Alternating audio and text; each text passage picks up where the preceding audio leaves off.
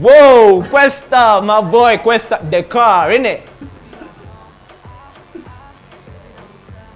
Yes, Mr. Kwesta, I'm not hearing you, fam. Yes, sir. I'm here. I don't know why you're not hearing me. Can you catch me now? My fucking God. Yeah. Oh, I think you guys have me muted on your side. You look like you're on your own chills, man. Like it's a Saturday evening. You have no show planned for the weekend. It's just you and your family, man. Yeah, bro. I'm literally just home, you know. But I'm in the studio, so I just sit here and cook up some things. You know what I mean? Yeah. But I'm having a very chill. Yeah, I'm having a very chill Sunday. All right, so Kwesta, I want to ask something personal. We were talking about it with my boy here. So you keep saying Kwesta, the car, and I've been seeing the car on all your intros, Yeah. right? You always talk about the car, and I've seen the car album 1, I've seen the car album 2. So tell me more, what is the car? He was telling me something. I really want to get it from you yourself. What is the meaning of the car? The car is really an acronym. I mean, one of the most loveliest places I've been to is Senegal, you know. And really the car is an acronym for the king of African rap. You Okay. know? I just loved how it sounded, and on top of that, it's a beautiful thing that it's also from the capital city of Uganda. It's actually really hard to get you, Mike. Next to impossible to get artists these days, fam. Basically, what he just said is that Dakar means the king of African rap, which I've been telling you over and over again. No, we're not quarreling about this, man. Come on. The man literally just said it himself. Oh yeah, you just said it yourself. The car. I've been seeing this going on. I believe Gogo is grandma in Tswana. Is it Tswana, innit? Gogo. Gogo. No, it's Zulu. Zulu. It's actually it's in many languages. Zulu. So I've been seeing you having major collabs with really major artists, right? I've seen you with Rick Ross. He was with Wale. Yeah, you're having major. Man, I don't know how you do it, man, but it's really huge, fam. It's really huge. It's by being talented. Yeah, that's. It's a blessing. Actually, I've always wanted to like have something with you. I've always been listening to this song called something like that, right? Yeah. Bro, I love that song. Like you really put up something that artists don't really look at, right? You're looking at this job of yours getting influenced with a family, right? And then really it gave me courage. I don't know, have you watched that tune though? Yeah, who hasn't, man? I know. Yeah, cause Kwesta, it's really, really huge that you literally don't know the fan base you have in Uganda, do you? I mean, I've been there before, but obviously in that. Questa, hell no. When were you here? When were you? Just a few months ago. Oh, really? Yeah. How come I'm a fan and I don't really know? I was there 2019, you know, but obviously I didn't get to see the whole country, so Yeah. So I don't know how much love, but obviously the plan is to always try and make a return trip, you know. Yeah. So, Questa, I really wanted to find out, like, the car has been platinum. It hit platinum, right? I did platinum just a few weeks ago, I believe. It was Weeks announced ago, in right? 2020 that the car 2 just went platinum, and your song Spirit by Wale just went double platinum. Platinum, bro. Yo, how you doing it?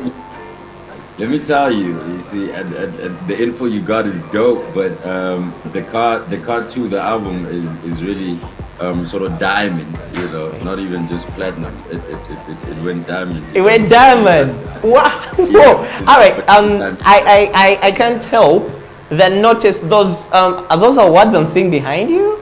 Is that 1, 2, 3, 4? Yeah, bro. Yeah, I think this is the future Grammy. He has already saved a spot for it. Whoa, even those, my goodness.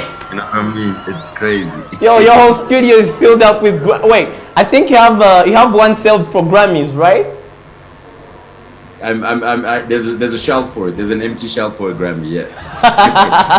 We're waiting on it. We're waiting on it. So, Kwesta, I want you to tell us, Ugandan artists, yeah? We're looking at Ugandan artists right here, yeah?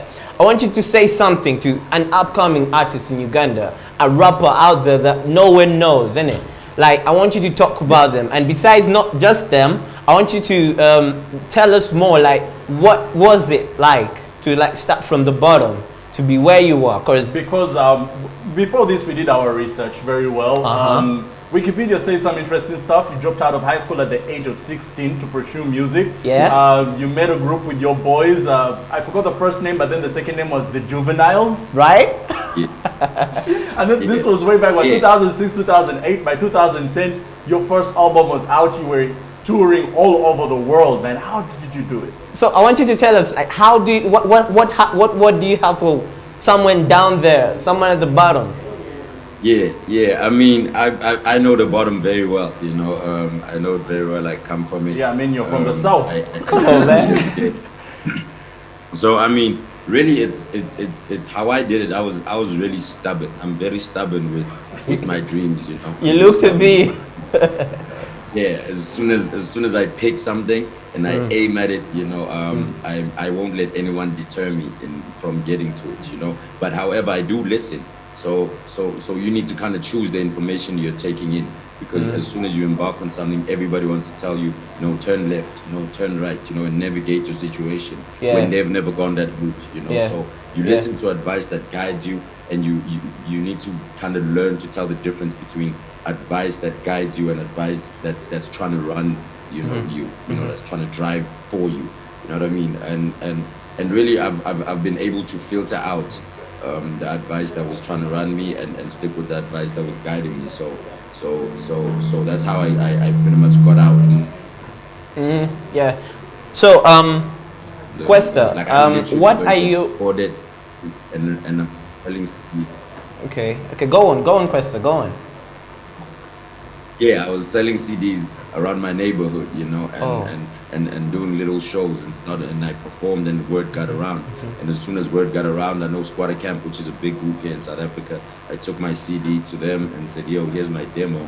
And they wouldn't sign me at first, so I kept on grinding, and then eventually they called and said, yo, let's work. So it's about grinding and not forgetting why you're doing things. You're gonna meet a lot of people along the way, but don't let them deter you from what you want. Even if you meet your role model, don't forget everything that you were aiming. True, that's true, Kwesta, that's really true. That's really a rough one, isn't it?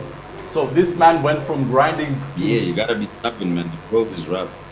Yeah, I think. So you literally sold your own CDs on the streets, isn't it? Yeah, I went out there. I was going out myself. I had a group with my friends that I grew up with. And we're still friends and we're still cool. And we work together somewhat. So I literally took those CDs and I would just, give it away so that word gets around that I rap, because nobody in my neighborhood was rapping. Nobody in my neighborhood was doing what I was doing. So first I had to introduce the idea to people that this is what I do. So the only way to do that, because we didn't have resources, we just bought a lot of empty CDs, burnt the music onto the CDs, and started giving them. First we gave it away for free, and then eventually we started selling them. People started buying, and like that the name grew, and as it grew, I kind of followed it. I followed the path, and I was stubborn with it. That's a nice one, fam. So the man here went from trying to get signed to a record label to starting his own in 2014 with your best friend, man. Yeah. Those are major levels. Yeah, how does one just... I mean, it's crazy out here, because you meet a lot of people and you start work. I was signed once I got the record label, and it was Bada Bing Entertainment, it's run by Slicker and Sugar Smacks.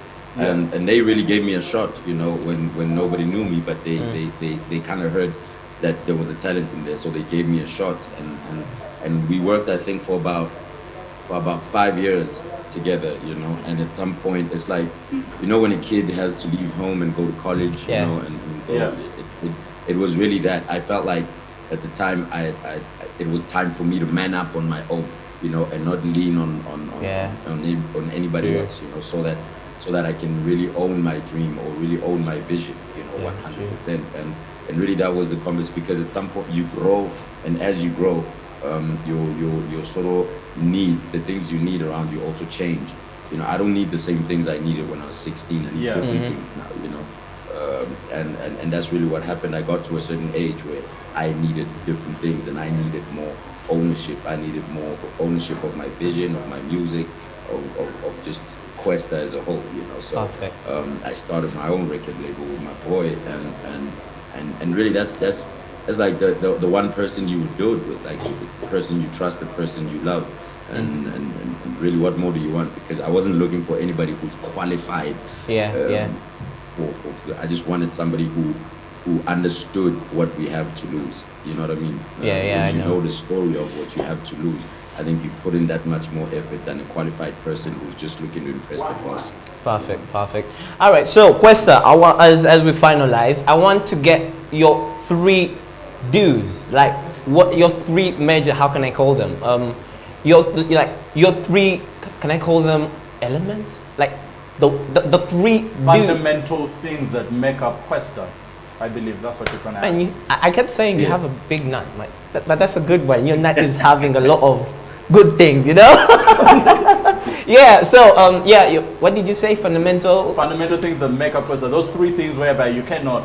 They're your 3 laws. You can't break them no matter what. Yeah. Number 1 is authenticity. You know, trying to always sound like me. You know, trying to always make music that I make and not try and that works. Let me do that. You know. So number 1 is authenticity, and number 2 is love for where I come from. You know, I have a major love for the little sort of hood that I come from. You know, and I plow back. So. It's the love for me. So it's authenticity, love, and the last one is really just the work ethic, you know, work ethic and just constantly accepting that you'll have a million sleepless nights, you know, but because you love what you do and where you're from, and you don't mind the sleepless. So what makes Kwesta is really authenticity, love, and work ethic. Yeah, perfect. That's really perfect. Kwesta, I'm really, we're really happy that you really gave us at least a little time of your busy schedule, because I can literally see you having you in the studio. You must be coming up with something really killer. They can't 3. Come on. Cooking. You're cooking. You're busy in the pot cooking, innit? So, Kwesta, to finalize with the interview, I want to know, what song do you really feel like listening to right now? Like, in that mood you're in right now, what song do you really feel like, you know, I feel like this, you know? In right now? Yeah. I don't know how much of South African music you guys have, so I'll try go for something a bit more global. Yeah, maybe. Yeah. I mean, I've always had to describe my mood right now. You know, the Wizkid or Juelegba joint would be really or Juelegba. Yeah, Juelegba by Wizkid. Wizkid or Juelegba. One of my all-time favorite Wizkid song. And right now I'm in that zone. You know? I know, right? You with the bosses, bowling with the bosses, bro. Yeah. Juelegba would define my mood right now. Yeah, I'm waiting for a collab with you and Wizkid, right? Hey man, it might happen. You know what I mean? It might happen. Many conversations happen. I'm waiting. And yo, Kwesta, as you're building your condo, make some like 2 bedrooms for me and him, because we'll be coming through like real serious. All right, Kwesta, man. Well, we're going to have to like cut you off. And we've really had fun. This was a major one for us, and we'll be hearing from you soon, right? Thank you, bro. I really appreciate it. STV and everybody involved, thank you for having me. Thanks so much, fam. You're going to have Juelegba by Wizkid in a few. Peace out, bro. Peace out, bro. Yeah, guys, that was Kwesta the car. Which other show do you know which puts big people like Kwesta? I don't know, bro. We're doing major-ish right now. We're doing major. Like, this is literally major.